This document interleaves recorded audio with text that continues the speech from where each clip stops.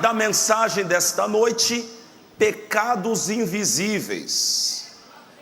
Fale assim, diga, repita esse nome aí, 1, 2, 3, pecados invisíveis. Essa mensagem, ela pode ser uma chave poderosa para mudar a tua vida e para fazer Deus agir em você. Esse texto de Provérbios fala sobre 7 atitudes ou comportamentos nossos que Deus odeia, que não agrada a Deus, mas às vezes nós praticamos eles constantemente. Daí a importância de você estar na igreja todo domingo ao menos. Deve estar domingo, deve estar quarta, deve ler a Bíblia, porque conforme disse o salmista, a palavra é lâmpada para os seus pés e a luz para os seus caminhos. Mostra para onde você deve ir e aonde você está pisando. Olha esse texto aqui, porque o Senhor vai revelar boas coisas a você hoje. Provérbios 6,16. Disse o escritor sagrado: estas 6 coisas o Senhor o quê? Deus odeia estas 6 coisas, e a 7ª a sua alma abomina. Primeiro, versículo 17: olhos altivos. Segundo, língua mentirosa. Terceiro, mãos que derramam sangue inocente. Quarto, o coração que maquina pensamentos perversos. 5, pés que se apressam a correr para o mal. 6, a testemunha falsa que profere mentiras. E 7, o que semeia contenda entre os irmãos. Antes de você se assentar, você vai olhar para a pessoa do teu lado e vai dizer: Deus vai falar com você. Olha para o outro e diga a mesma coisa.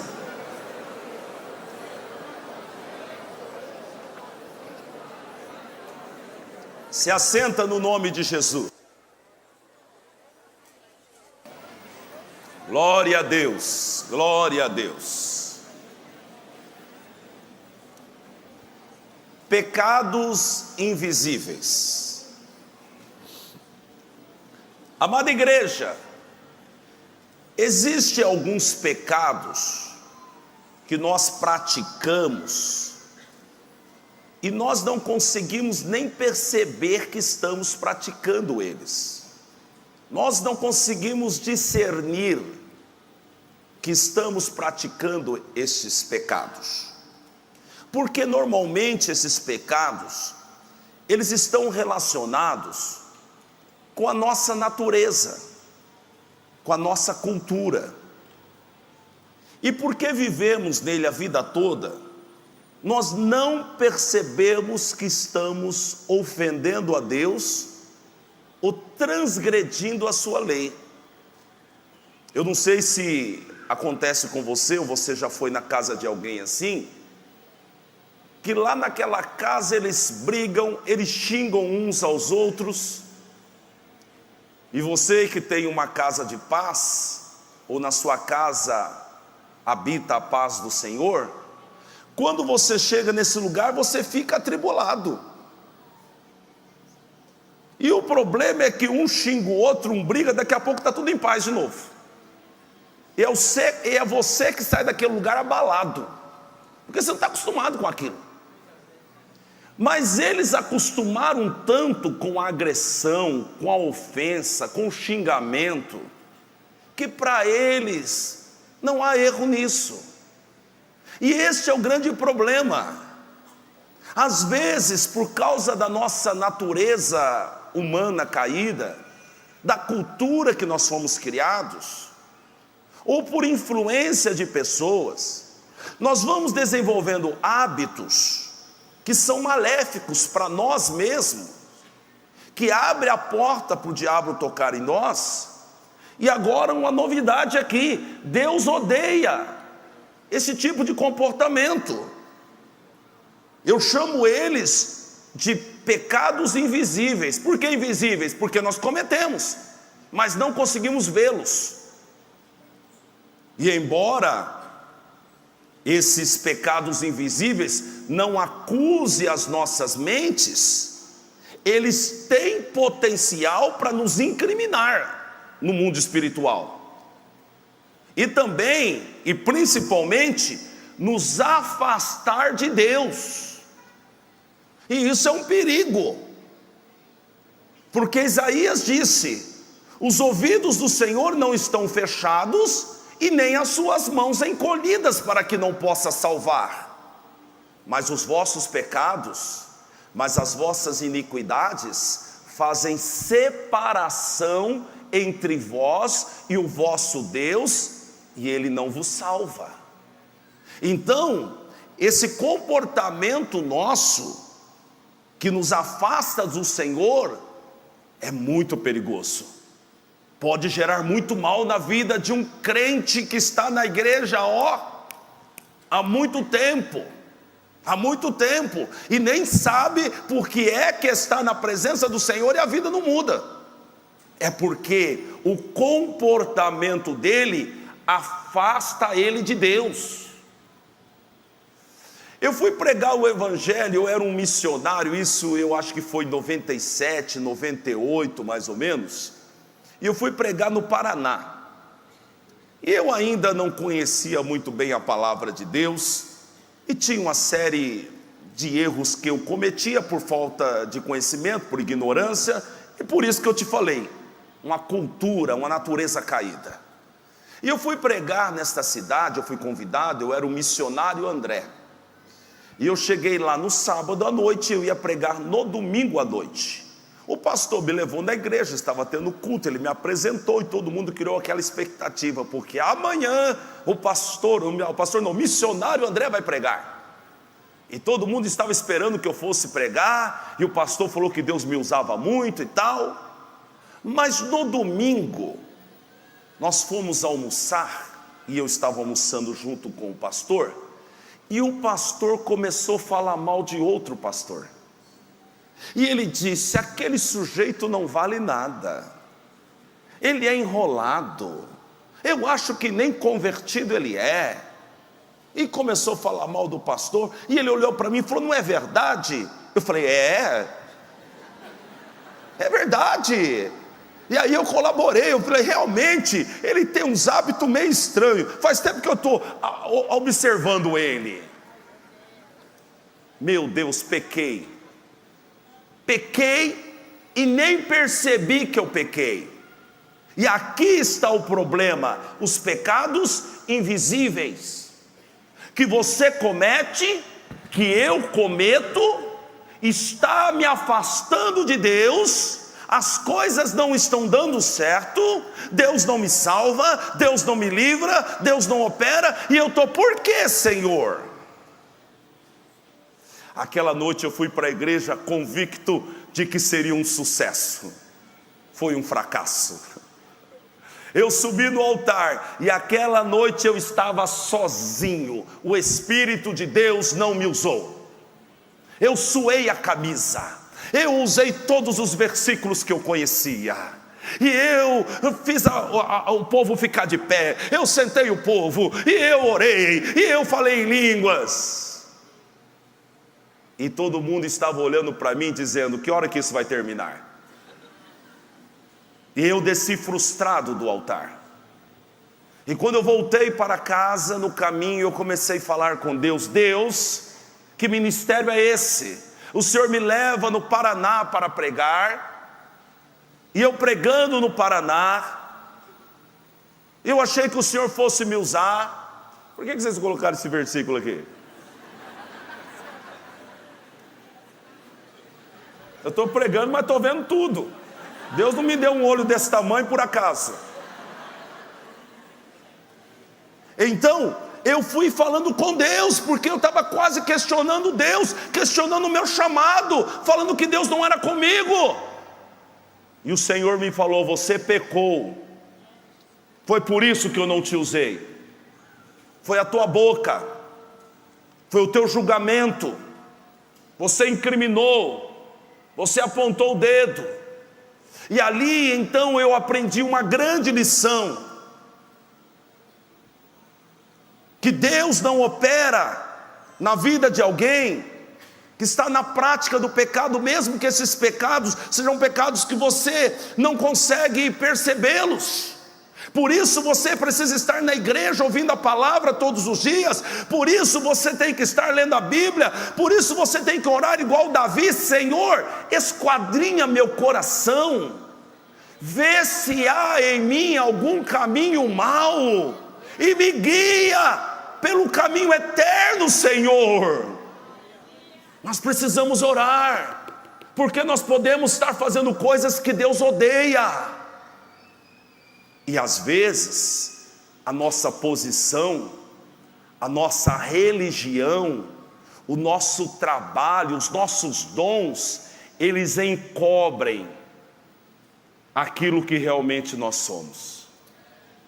A religião é uma bela ferramenta para encobrir a vida errada que nós temos. A religião é uma bela ferramenta para encobrir as palavras torpes que saem da minha boca. A religião e o dom que eu tenho, vocês estão vendo um homem pregar aqui, sabe por que esse homem está pregando? Por causa do dom que recebeu. E esse dom pode muito bem encobrir um coração corrupto. E vocês não conseguirem perceber isso, porque eu estou fluindo nos dons, como muita gente flui nos dons. E o problema é quando o dom não só engana ou camufla quem ouve ou quem vê, mas engana o próprio indivíduo, porque ele acha que porque ele é usado, que está tudo bem, porque ele profetiza, está tudo bem. Ah, se Deus não tivesse bem comigo, eu não profetizava. É, bonitão, Deus usou até um jegue, não vai usar você? Deus usou uma mula para falar com Balaão, e a mula, por certo, tinha os seus problemas, mas os dons de Deus são irrevogáveis, e você precisa separar os seus dons, a tua habilidade, o seu ofício, porque tudo isso vem de Deus e é dom. Mas tem algo que Deus vê além do dom, que é o seu caráter, que é a sua vida íntegra, que é a tua vida justa, que é a minha vida justa. E segundo o próprio Cristo Jesus, muitos chegarão naquele grande dia e dirão: eu sou profeta. E daí? Eu expulso o demônio. E daí? Eu prego. Vamos ver esse texto aqui, Mateus 7:21. Nem todo aquele que me diz Senhor, Senhor, esse Senhor, Senhor fala exatamente de nós que ficamos na igreja: Senhor, Senhor, glória a Deus, aleluia. Senhor, Senhor, nem todo que diz Senhor, Senhor entrará no reino dos céus. E o reino dos céus ali está falando da eternidade. Quando você vê na Bíblia o reino de Deus, fala do governo de Jesus sobre o teu povo.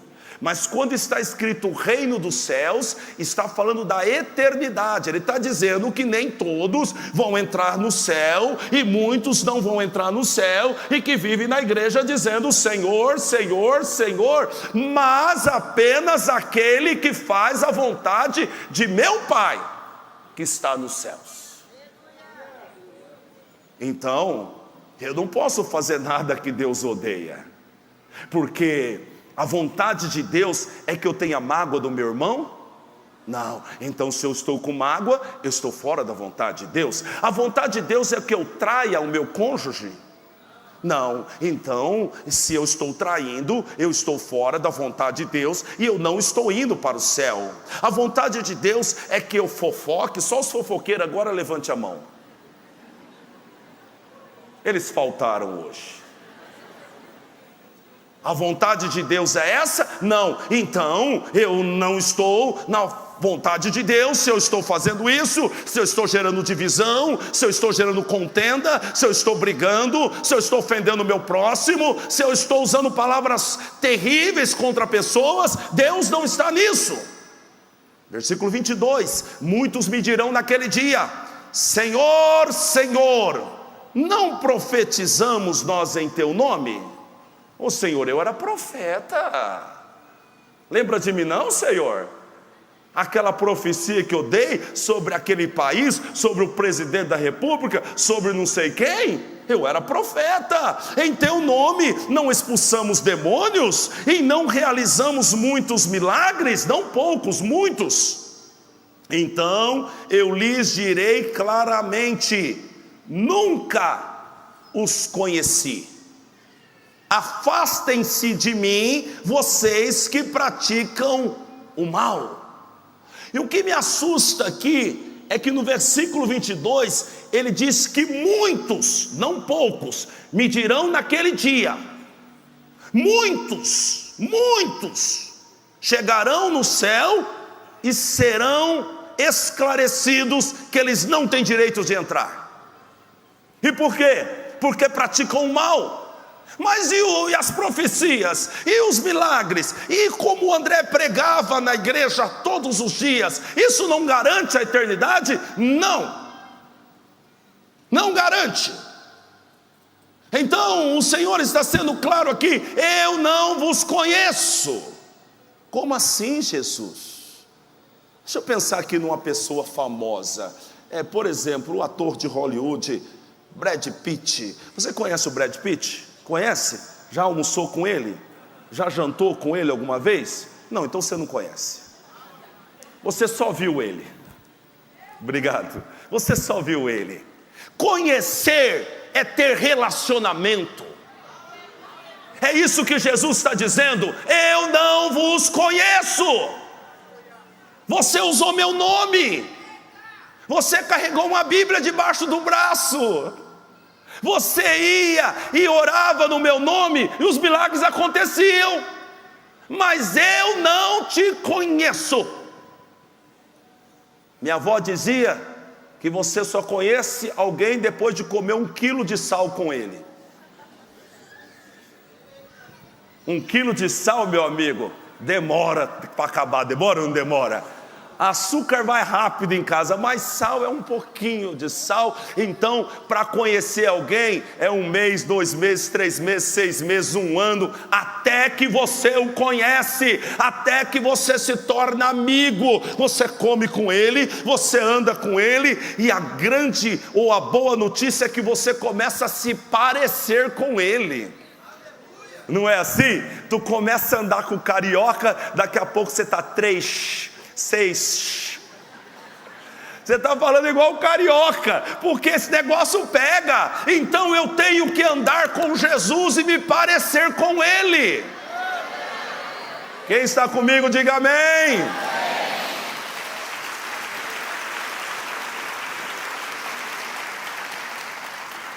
Então esta noite você veio aqui para aprender essas 7 coisas que você tem que tomar cuidado, porque você pode estar fazendo algo que Deus odeia ou abomina.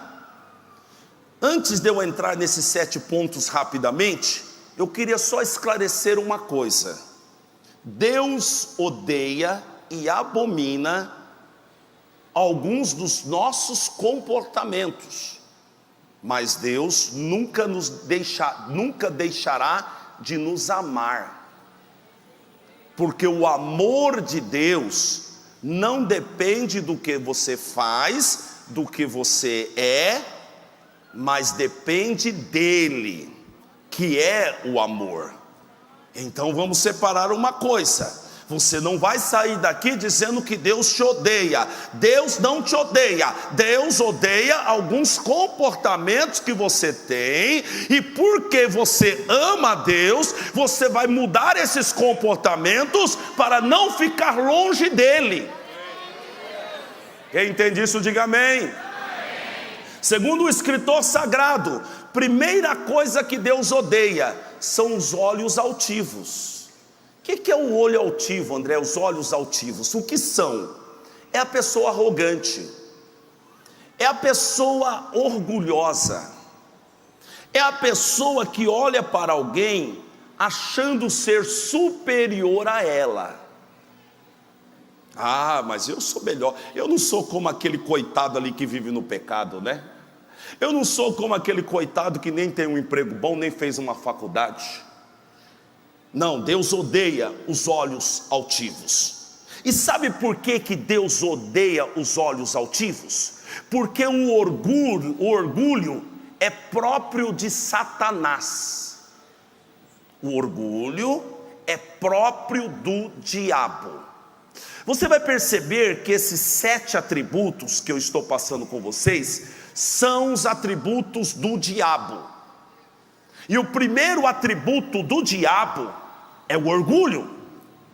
Aqui começa todo o mal na vida de Lúcifer. O orgulho. Onde está isso, André? Ezequiel 28:17. Disse o escritor sobre Lúcifer, Satanás: seu coração tornou-se o quê? Orgulhoso. Olha o que aconteceu aqui. Como foi que Satanás foi movido para fazer uma rebelião, para se levantar contra Deus, para querer o trono de Deus? Começa com o orgulho. Por isso que Deus odeia o orgulho, porque o orgulho é um atributo de Satanás. O seu coração se tornou orgulhoso por causa da sua beleza. Eu sou tão bonito, eu tenho tanto dinheiro, eu tenho um carro zero, eu tenho um emprego maravilhoso, eu fiz 3 faculdades. Cuidado com isso, cuidado com o orgulho. Por causa da sua beleza, você tornou-se orgulhoso, e você corrompeu a sua sabedoria por causa do seu esplendor. Não há sabedoria no orgulho, não há sabedoria no orgulhoso.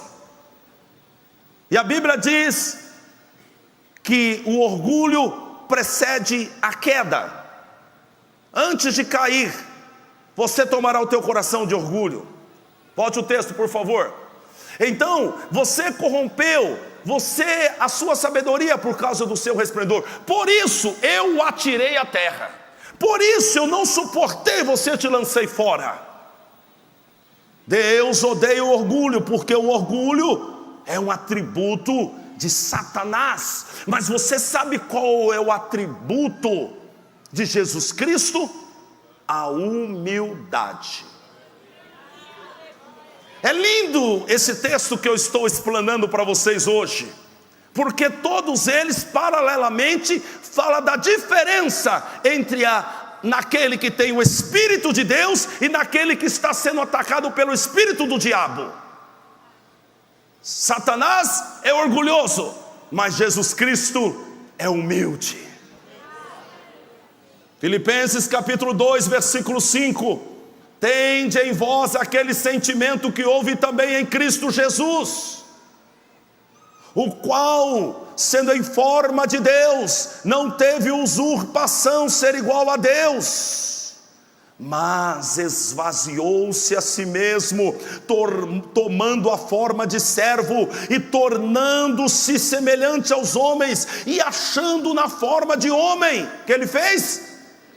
Humilhou-se a si mesmo, tornando-se obediente até a morte, e a morte de cruz. Por isso, pelo que também Deus o exaltou soberanamente, e lhe deu o nome que é sobre todo o nome.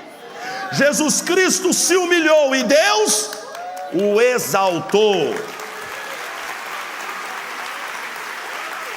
Glória a Deus. Escute o que eu vou te dizer: Deus resiste aos orgulhosos. Deus resiste. Deus se opõe. Não, vai para lá, sai de perto de mim. Ele resiste. Cuidado com isso. Eu tenho falado aos irmãos, e vocês devem fazer isso, vai te ajudar muito. você estudar o seu temperamento. Eu, por exemplo, sou colérico. Eu tenho estudado o meu temperamento e tem me ajudado muito. Porque você começa a entender e administrar as coisas positivas do seu temperamento e você consegue anular as negativas. Por exemplo, o colérico, e quem é colérico aqui vai se identificar com o que eu digo, o colérico normalmente ele é bom em resolver problemas. Ele é um líder nato. Coloque um problema na mão do colérico e ele fica feliz. Porque o colérico ele gosta de resolver problema e ele resolve com muita facilidade. Ele é um líder. Mas ele pode correr o risco de ficar orgulhoso. Porque ele pensa, mas ninguém faz como eu faço. Olha como eu sou inteligente. Olha como que eu faço. Cuidado com esse sentimento. Você não teria nada se do céu não tivesse Deus te dado. Tudo que você tem, tudo que você é, todo o dom que você tem, toda a sabedoria que você tem, toda a graça que está sobre você, veio de Deus. Então a Ele a honra, a Ele a glória, a Ele o louvor, hoje e para todos sempre.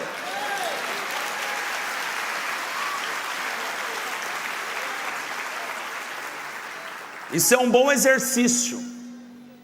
Você sempre lembrar da onde vem tudo que você tem e que você é. Outro bom exercício é lembrar da onde Deus te tirou. Lembra quem era você? Você pode ser bacana hoje, de roupa chique e de carro novo.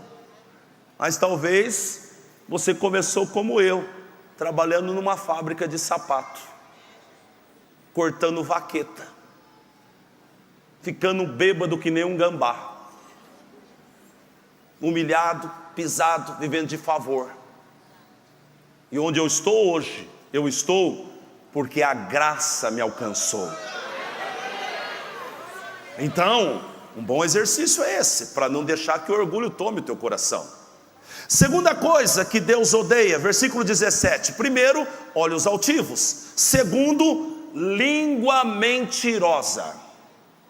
Língua mentirosa. A mentira é uma rejeição à paternidade divina. Você que vive na mentira, você está rejeitando, renunciando o Espírito de Deus que opera em você. Porque o Espírito de Deus é o Espírito da verdade. Quem anda na mentira está rejeitando Deus. Deus nunca estará na mentira. Deus nunca estará envolvido no meio da mentira. Deus é verdade. A palavra de Deus é verdade. O Espírito Santo é o Espírito da verdade.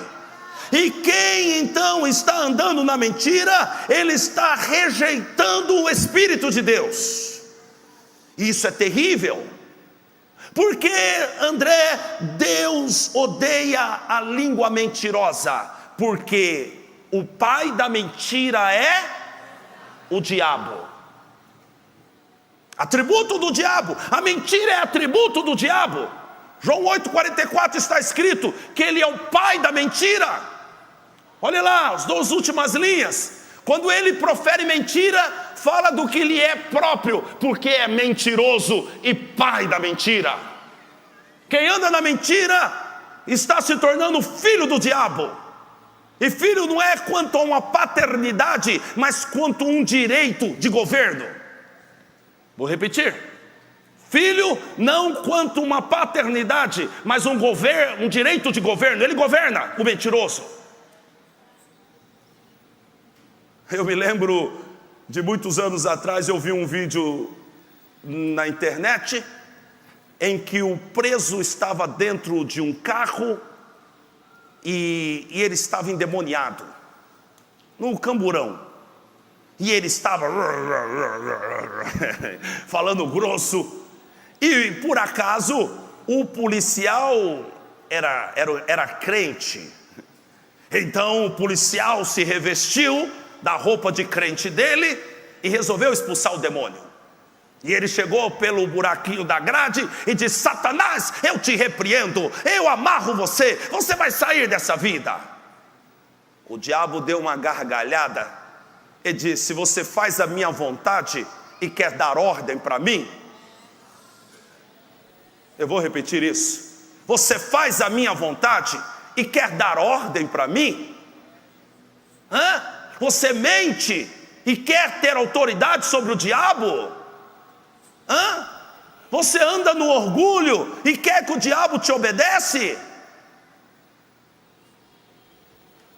A Bíblia diz que Deus matou um casal por causa da sua mentira. Deixa eu contextualizar esse texto. No início da igreja, está relatado lá no começo, nas primeiras páginas do livro de Atos, houve uma grande perseguição contra a igreja. E a perseguição foi tão grande, segundo os historiadores, que os cristãos não tinham nem emprego. E começaram a passar muita necessidade, inclusive de alimentos. Então, a igreja começou a se mobilizar. Porque é assim. Quando alguém está com problema na igreja e faz parte do corpo, a igreja deve se mobilizar. E eles começaram a se mobilizar, e os crentes começaram a ser tocados para venderem as suas propriedades, pegar o dinheiro e colocar aos pés dos discípulos. Barnabé, por exemplo, fez isso.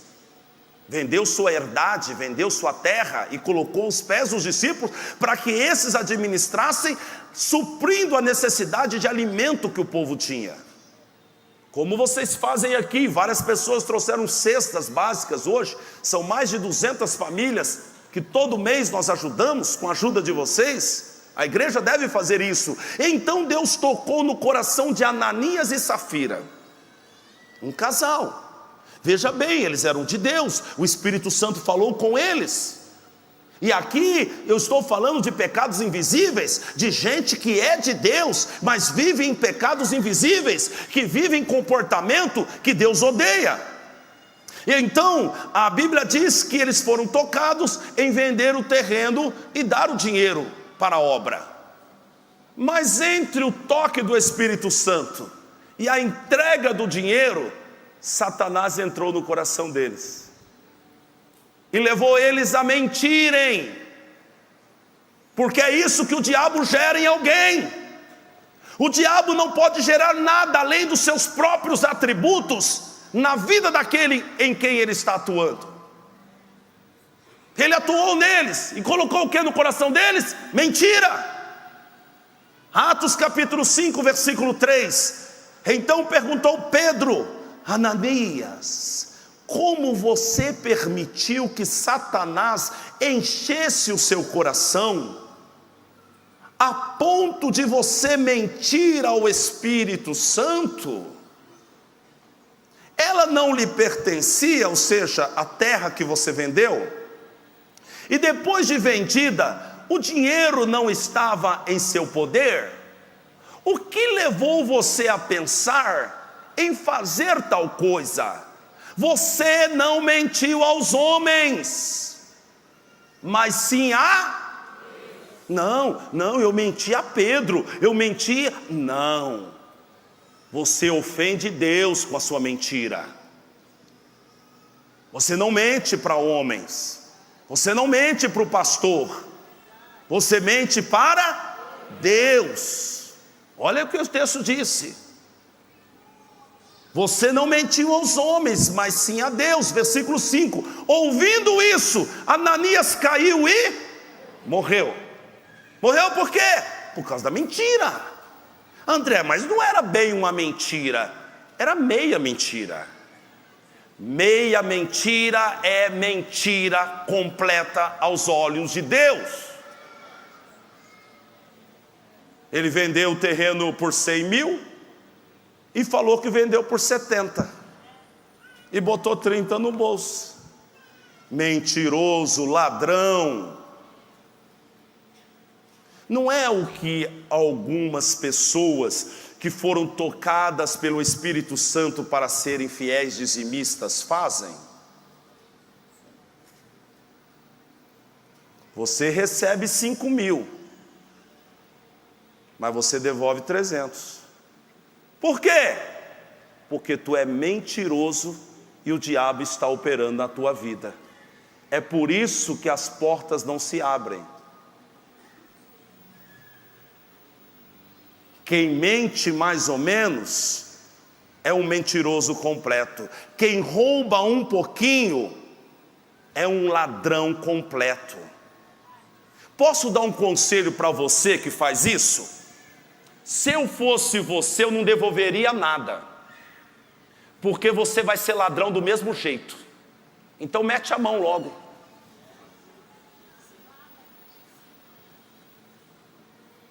O fato de você devolver menos do que Deus mandou não vai limpar a tua ficha.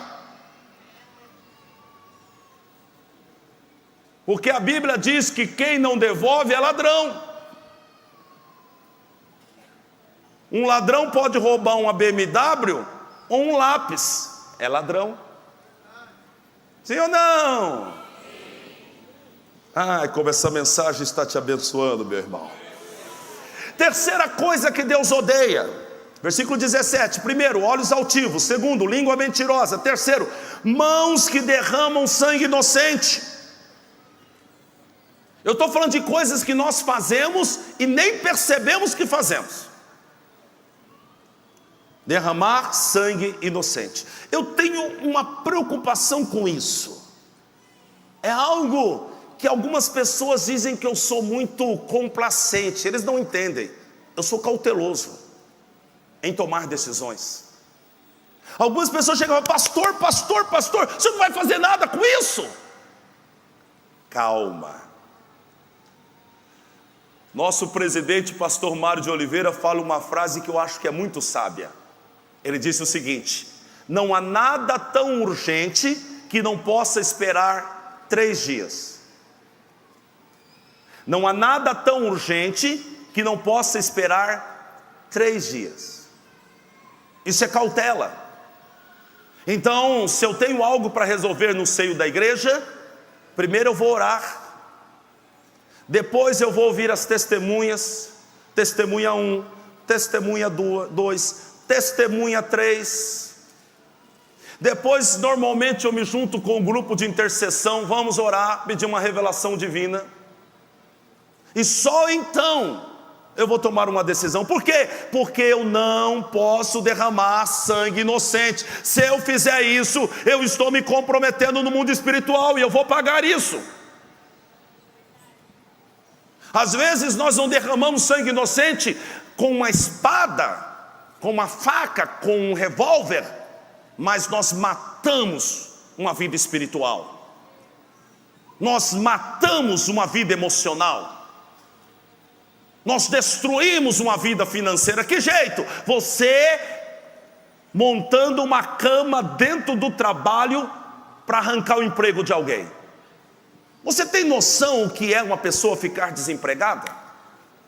Você tem noção o que é um pai de família acordar segunda-feira e não ter nada para fazer?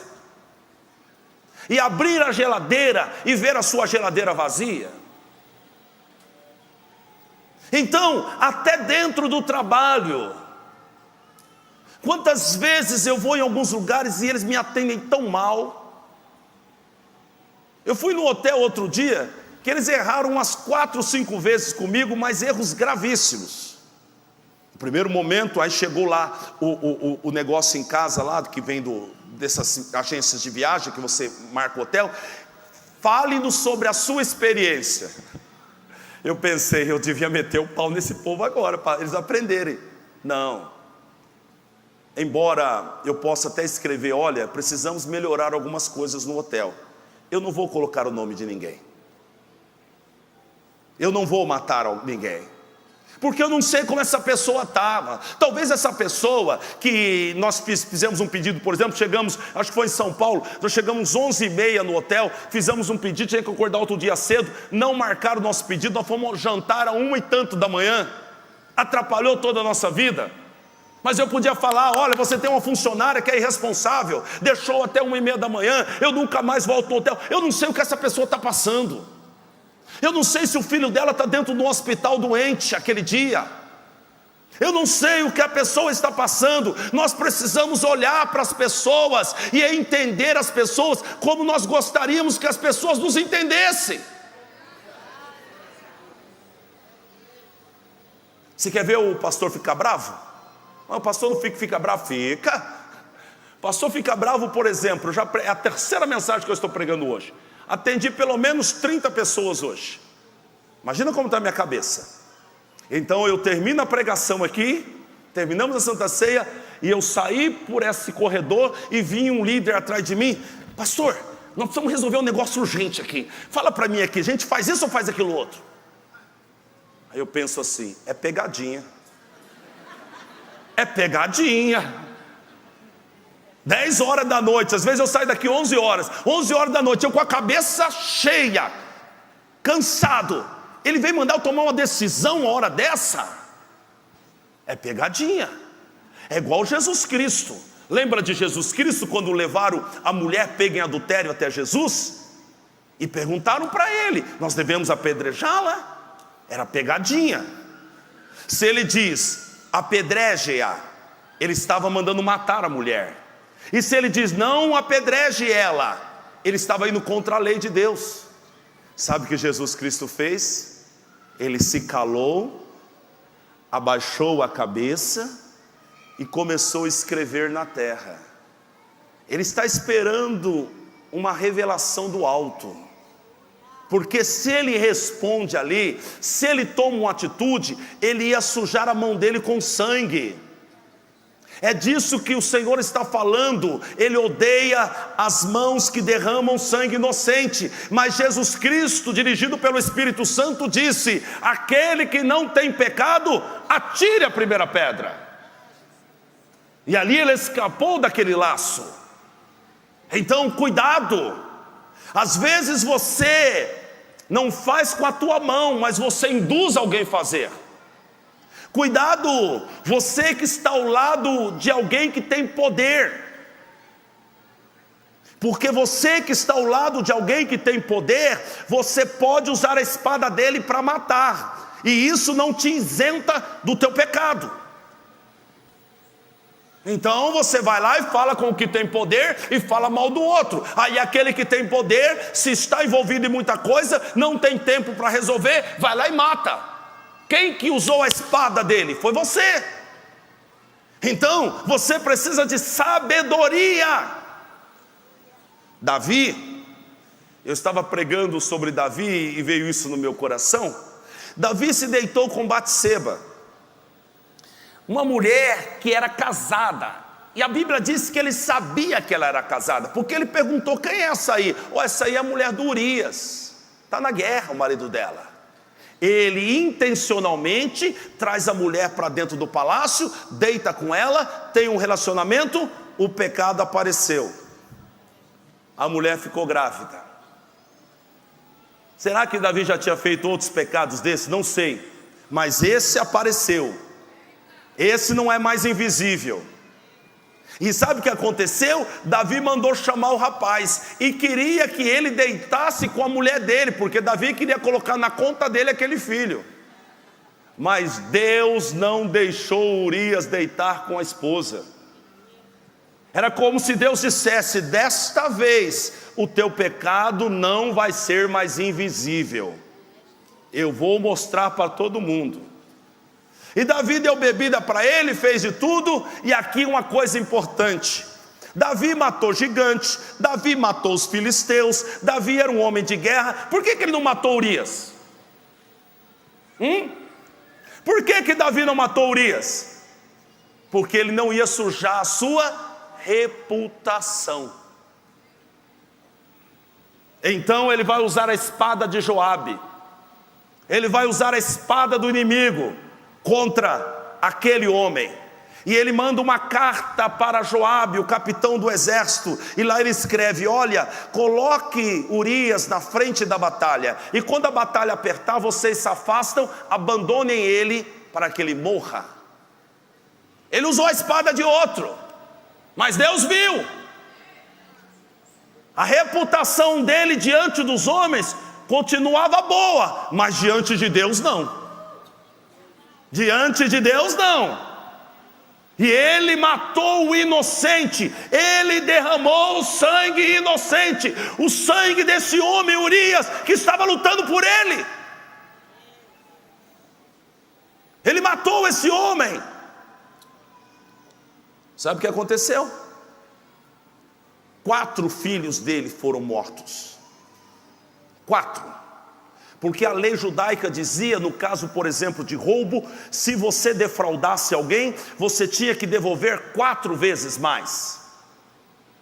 Ele roubou a vida daquele homem, pois morreu o filho de Batseba, e morreram mais 3 filhos, 2 dele durante a vida de Davi, e depois da morte, Salomão matou o 4º filho. 4 filhos morreram dele, por quê? Porque ele derramou sangue inocente. Por que Deus odeia quem derrama sangue inocente, André? Por que Deus odeia as mãos, melhor dizendo, que derramam sangue inocente? Porque derramar sangue inocente é próprio do diabo. É próprio do diabo. O diabo enganou Adão e Eva e derramou sangue inocente. Que sangue inocente? O sangue de Jesus, que foi derramado na cruz para consertar o erro de Adão e Eva. Deus odeia quem derrama sangue inocente. Quarta coisa que Deus odeia: o coração que maquina pensamentos perversos. Deus odeia. Há pessoas que, para elas alcançarem os seus objetivos, elas arquitetam ações ilícitas, elas fazem de tudo para alcançar as suas intenções.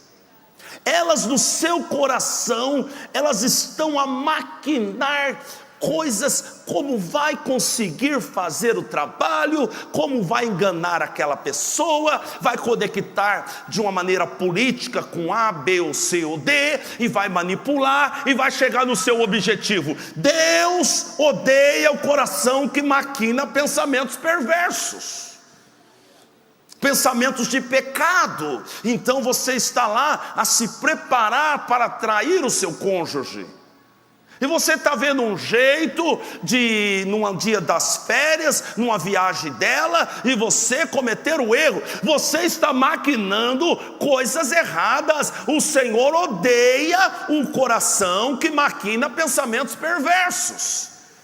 E a notícia é que Deus conhece os seus pensamentos. Salmo 139:1, disse Davi: Senhor, tu me sondas e me conheces, sabe quando me sento e quando me levanto. De longe percebe os meus pensamentos, sabe muito bem quando trabalho e quando descanso. Todos os meus caminhos te são bem conhecidos, antes mesmo que a palavra me chegue à língua, tu já a conheces inteiramente, Senhor. Sabe por que Deus conhece a palavra antes de você falar? Porque eles são dos seus pensamentos, a arquitetura. Eu, quando estava me convertendo, essa conversão deve ter demorado mais ou menos um ano e meio, e nessa época eu namorava com a minha esposa, a pastora Gisélia, e nós começamos a morar juntos, porque ela foi levando as coisinhas dela para lá devagar. Quando eu percebi, já estava lá, meu amigo. Cuidado com isso, quando a namorada leva a escova para sua casa. Esqueci minha escova de dente aí, não caia nessa. E então nós começamos a morar juntos. Nós não éramos crentes, e nós começamos a conhecer Jesus. Mas eu era uma curva de rio, sem vergonha, pilantra. E então eu estava com ela, namorando com ela, e eu estava arquitetando para sair com outra. E a menina trabalhava no shopping. E eu fiquei arquitetando mais ou menos uma semana. Como que eu vou fazer para sair com essa moça? Porque ela está sempre perto de mim, não vai ter jeito. Já sei, eu levo ela para trabalhar às 8 da manhã, eu volto, pego a outra, e a outra entra só às 10 no shopping, eu tenho 2 horas para ficar com ela. É assim que eu vou fazer. Arquitetei no meu coração. Nessa época, a minha tia, a pastora Odete, que está ali, apareceu com um sujeito lá, um rapaz alto, o nome dele Marcos, missionário Marcos. E quando esse camarada olhou para mim, eu nunca tinha visto ele na minha vida. Ele morava em São Paulo. Ele chegou para mim e disse assim: por que você está maquinando no seu coração essas coisas? Eu falei: eu não sei do que você está falando. Você não acha essa menina que você está namorando uma boa moça? Você não ama ela? Por que você está querendo trair ela? Eu falei: isso é coisa do capeta. Como que esse cara sabe? Eu não falei para ninguém. Só falta aquela moça ter falado. Primeiro eu fiquei pensando, alguém espalhou isso. Depois eu descobri que foi Deus que contou para ele. Porque não há um pensamento gerado na minha mente que Deus não conheça. Você pode aplaudir o nome de Jesus?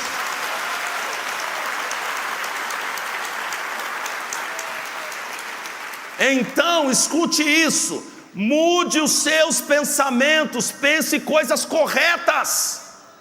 Você não precisa articular nada. Se você é servo de Deus, Deus vai fazer conexões espirituais divinas para a tua vida.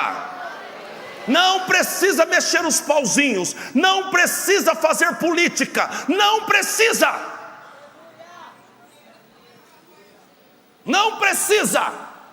Deus tem a hora, Deus tem a maneira, Deus tem a colheita para aqueles que são fiéis. Paulo, escrevendo aos Filipenses 4:8, disse: quanto mais, irmãos, tudo que é verdadeiro, tudo que é honesto, tudo que é justo, tudo que é puro, tudo que é amável, tudo que é de boa fama, se há alguma virtude, se há algum louvor, nisso pensai.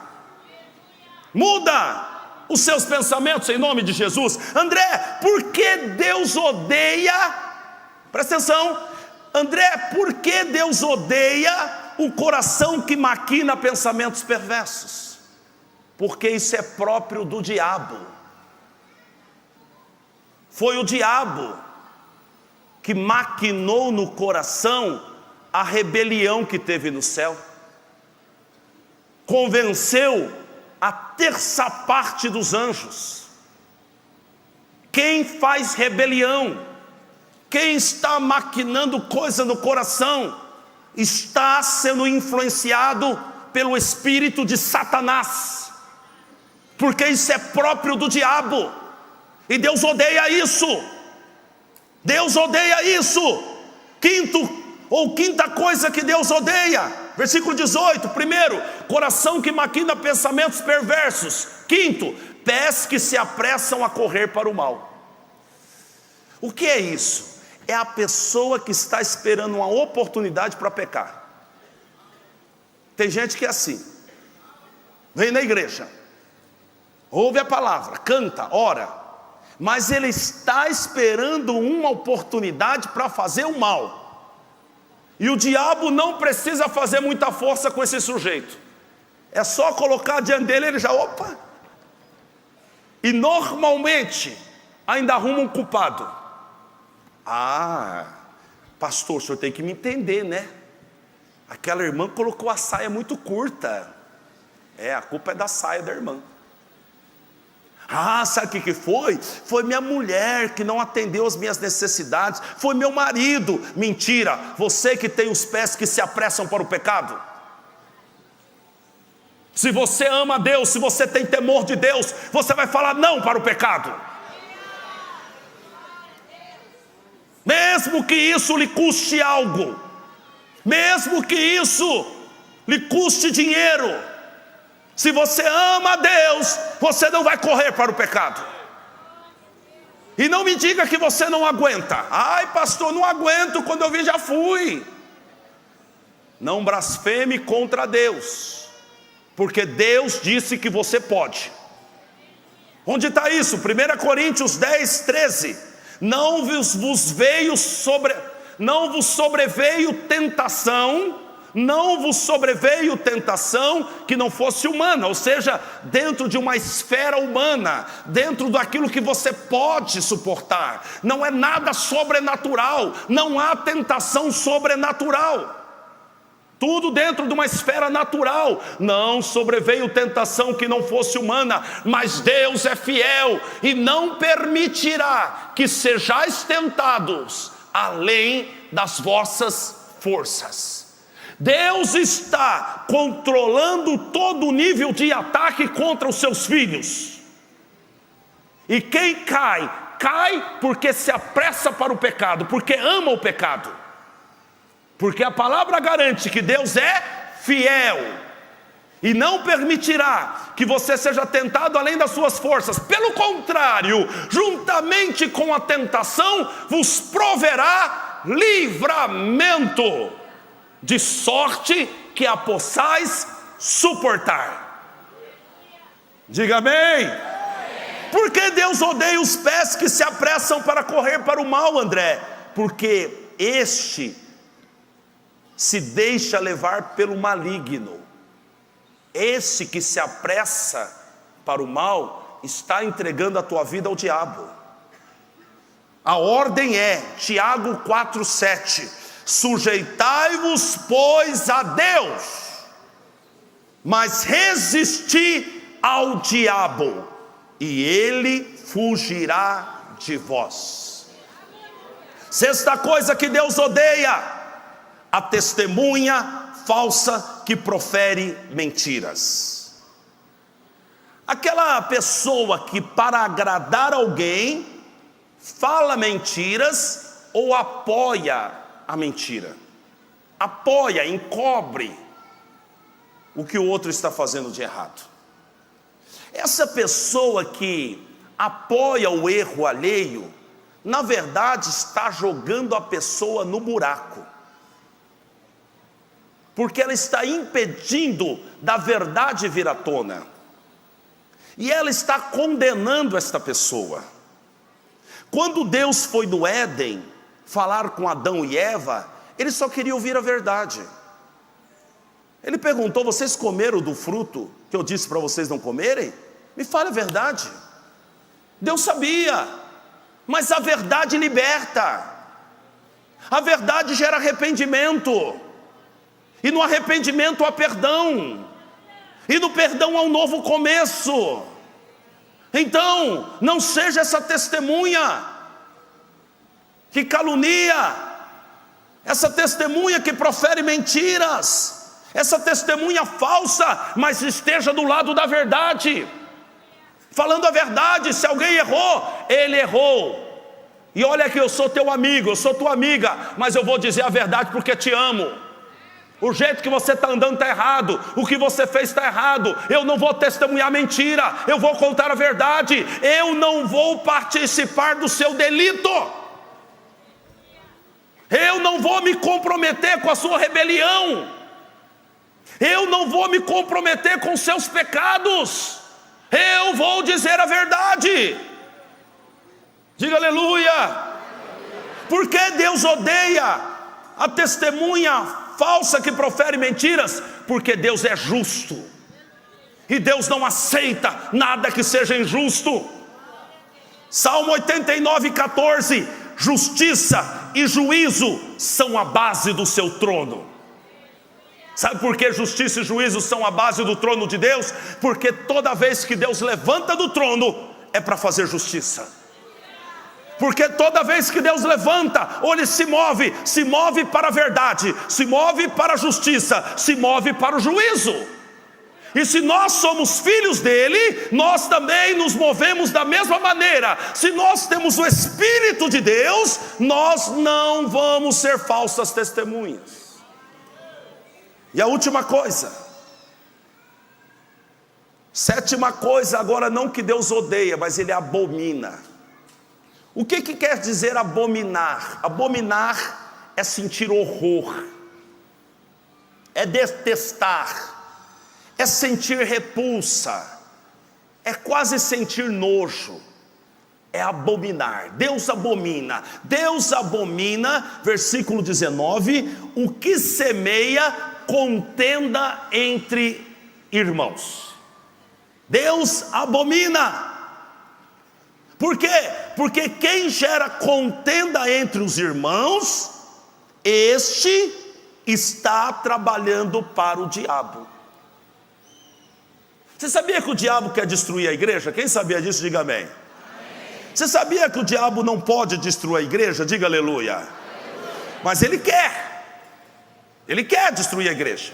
Agora presta atenção, o diabo sabe que ele não pode destruir uma igreja, porque nada que está fora da igreja afeta a igreja, só o que está dentro. A única coisa que pode desestruturar a igreja somos nós mesmos, na nossa divisão, na nossa contenda, na nossa blasfêmia. Então, quem está promovendo contenda dentro da igreja, entre os irmãos, está trabalhando para o diabo. E Deus odeia isso. Eu quero falar algo com você, igreja. Disse Jesus Cristo: bem-aventurados pacificadores. Seja um pacificador no seio da igreja. Tem gente que gosta de promover conflito. Tem gente, esses por certo faltaram hoje, eles não vêm na Santa Ceia, que tem prazer em falar mal dos outros. Conhece alguém assim? Não levante a mão, que ele pode estar do teu lado. Senta do lado do pastor e começa. Ficou sabendo, João? O que foi? João aprontou de novo. Ai, meu Deus.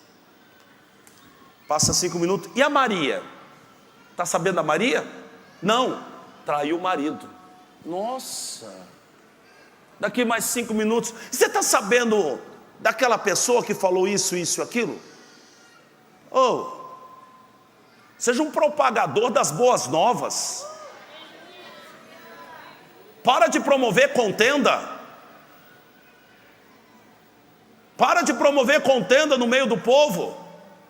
Para de promover contenda no meio da igreja. Porque Deus odeia. Porque Deus odeia quem semeia ou abomina, quem semeia contenda entre os irmãos. Por quê? Porque na divisão a glória, a bênção de Deus não se manifesta. Salmo 133, quão bom e suave é que os irmãos vivam em união. É como óleo precioso sobre a cabeça, que desce, é o óleo, é a unção que desce pela cabeça e escorre sobre a barba de Arão, o sacerdote, e desce a orla das suas vestes. É como o orvalho de Hermon, é como que desce sobre os montes de Sião, porque ali o Senhor ordena a bênção e a vida para sempre. Aonde a união, a bênção de Deus está. Aonde a unidade, o Senhor decreta a bênção e vida naquele lugar. Então quem promove divisão, contenda entre os irmãos, ele está impedindo a bênção de Deus no seio da igreja. Então Deus abomina isso. Abomina. O diabo promoveu contenda entre nós e Deus. A Bíblia diz que nós nos tornamos inimigos de Deus. Quem promoveu isso foi o diabo. Quem promove divisão está sendo usado pelo espírito de Satanás. Promova unidade. Seja aquele homem, aquela mulher sábia que trabalha nos bastidores. promovendo unidade. Alguém está virado com o outro, alguém não quer conversar com o outro, chega lá, não fale mal do outro não, diga: olha, pode ser que ele estava meio nervoso esse dia, pode ser que ele falou uma coisa e foi mal interpretado, não, perdoe a ele, chegue perto dele, abrace ele é uma pessoa boa. Mas sabe o que a gente faz? Nós somos bons para ver o defeito dos outros. Tem gente que é craque nisso. Então ele olha e fala: já conheço esse tipo de gente, a cara dela não me engana. Quando começa assim, já sei quem é, o Espírito de Deus está me revelando. Tem certeza que é o Espírito de Deus que está te revelando? Ou o espírito do diabo, que quer gerar contenda e divisão na igreja? Cuidado com isso. Eu atendi uma mulher, ela tinha feito um pacto, eu acho que era com o Exu da morte. Ela manifestou esse demônio, e ela manifestada, ela sozinha, nunca tinha feito tatuagem na vida, ela tatuou uma caveira na mão dela, o diabo manifestado. E ela me contou a história dela, muitos anos atrás, que ela chegou a assassinar uma pessoa. E ela disse como é que o diabo trabalhava na vida dela. Ela estava no meio de alguém, e quando alguém longe dela estava falando dela, o diabo falava no ouvido dela e contava tudo o que os outros falavam dela. E ela disse: olha, quando alguém fala de mim longe, eu escuto e sei tudo que a pessoa falou de mim. Se ela estava na igreja, ela podia achar que era o Espírito Santo. Era o diabo. Por quê? Porque ela vivia magoada, ela vivia em conflito com todo mundo, porque ela não tinha paz. O próprio diabo trabalhando nisso.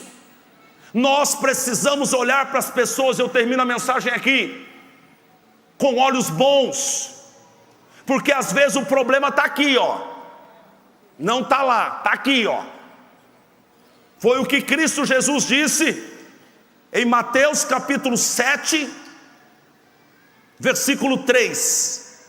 Por que é que você vê um cisco que está no olho do seu irmão e não repara na trave de madeira que está no seu próprio olho?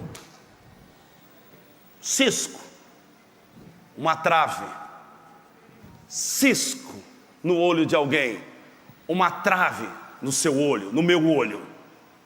Versículo 4: como é que você pode dizer a seu irmão: me deixe, porque as pessoas é assim, né? Gosta de cuidar da vida dos outros, mas não cuida da própria vida.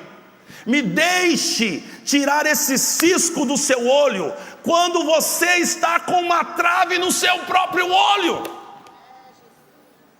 Versículo 5: hipócrita, tire primeiro a trave que está no seu olho, e então poderá ver bem para tirar o cisco que está no olho do seu irmão. Olha o que ele disse: tira a trave dos seus olhos para você ver bem, porque você não enxerga por causa da sua deficiência, por causa daquilo que está na sua vida. Se você quer ajudar o teu irmão, tira primeiro o que está na tua vida. Uma mulher acordava pela manhã e ela tinha na cozinha dela uma vidraça onde ela lavava a louça, e ela olhava por aquela vidraça todo dia os lençóis da vizinha. E o marido estava sentado na mesa toda manhã para tomar café, e ela dizia assim: meu marido, olhe os lençóis dessa vizinha, eu acho que eles eram brancos, mas estão todos manchados. Outro dia de manhã, acordava, ia lavar a louça: querido, olha lá de novo, olha os lençóis dessa mulher, ela é uma porca. Ela é uma porca, ela não lava direito as roupas de cama. Coitado do marido dela que dorme nesses lençóis. No outro dia foi dormir, acordou de novo. Querido, eu vou lá falar com ela, porque ela precisa aprender a lavar esses lençóis direito. Então o marido dela, com muita calma, levantou da mesa, pegou um pano, passou um detergente, molhou o pano e começou a limpar a vidraça. Quando ele acabou de limpar a vidraça, os lençóis estavam limpos. Era a vidraça dela que estava suja. Não era a mulher que era porca.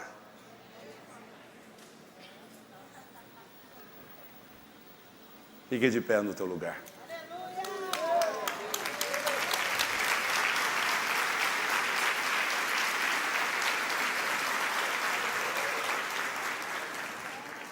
Deus te trouxe aqui hoje na Santa Ceia para falar dos pecados invisíveis que nós cometemos e não vemos. E nós estamos afastando Deus de nós. E nós podemos chegar um dia e ouvir o que aquelas pessoas ouviram: apartai-vos de mim, vós que praticam a iniquidade, eu não vos conheço. Mas eu estou pregando uma mensagem esta noite, e eu te afirmo, Deus não quer que você ouça isso. Por isso que você está ouvindo essa mensagem hoje. Deus não quer te rejeitar naquele grande dia. Não, não, não, não, não. Deus não quer isso. Pelo contrário, Deus quer, quando você chegar no céu, poder dizer o que ele disse em Mateus 25:34. Vinde, benditos de meu Pai, possuí por herança o reino que vos está preparado desde a fundação do mundo. Foi para isso que Jesus morreu na cruz. Foi para isso que Jesus te deu o Espírito Santo. Foi para isso que Jesus te deixou a sua santa palavra, para que você o agrade em tudo, para que você seja como um bom perfume para Ele, para que Ele possa dizer para você e para mim o que Ele disse para o seu próprio Filho: eis o meu Filho, em quem eu tenho prazer. Feche os teus olhos, peça para Deus te ajudar. Uma mulher pela manhã orando aqui disse: pastor, eu orei para Deus mudar minhas palavras. Pastor, eu orei para Deus me ajudar a parar de falar mal dos outros, para parar de xingar a minha família, pastor. E quando eu orava, pastor, a minha boca foi adormecendo. Eu fui sentindo um calor no meu corpo, pastor. Eu senti que Deus estava me libertando. Eu vou mudar as minhas palavras a partir de hoje. Eu vou parar de fazer coisas que Deus odeia, pastor. E eu serei como Cristo Jesus. Fale com Deus agora. Abra a tua boca e peça: Deus, me ajuda, Senhor. Me ajuda, Senhor. Me ajude, Pai amado, para que o orgulho seja tirado da minha vida. Me ajude, Senhor, para que a mentira seja arrancada dos meus lábios, para que eu não venha derramar sangue inocente, para que o meu coração não fique a maquinar pensamentos malignos, para que os meus pés não corram para o mal, para que eu não seja uma testemunha falsa, e muito menos gere contenda entre os irmãos. Fale com Deus, peça a Deus: muda-me, transforma-me, Senhor. Faz-me, Senhor, uma nova criatura. Faz-me, Senhor, um vaso novo. Vem mudar o meu coração, vem transformar a minha vida. Clame enquanto você pode, clame enquanto você pode mudar. Clame ao Espírito Santo, clame ao Senhor Jesus Cristo, clame a Deus. Eu quero ser um vaso novo. Eu quero ser, Senhor amado, Senhor amado, como um vaso na mão do oleiro. como um vaso nas mãos do oleiro. Quebra minha vida, Quebra minha vida e me faça de novo. Eu quero ser, Eu quero ser, Senhor. eu quero